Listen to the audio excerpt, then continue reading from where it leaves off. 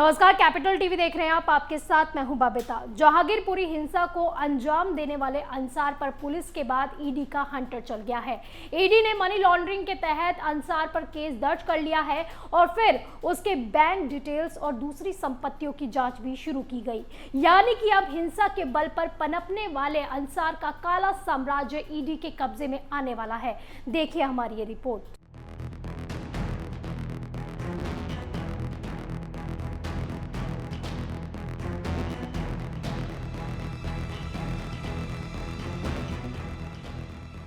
दिल्ली के जहांगीरपुरी को आग में झोंकने वाले मोहम्मद अंसार के बुरे दिन शुरू हो गए हैं।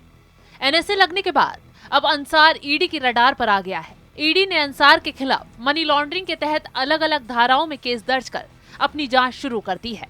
अब अंसार के बैंक डिटेल्स, दूसरी संपत्तियों के बारे में जानकारी खंगाली जा रही है।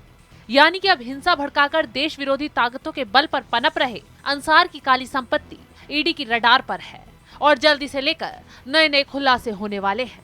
और ये भी सामने आ जाएगा कि अंसार किसके कहने पर इन साजिशों को अंजाम देता था।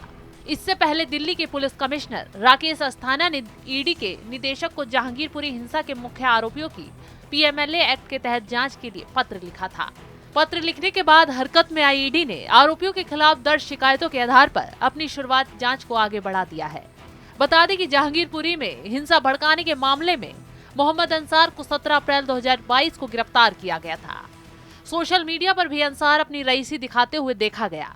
पुलिस को शक है कि उसने जुए के जरिए कमाए गए पैसों से कई जगहों पर जमीनें और दूसरी संपत्तियां खरीदी थी।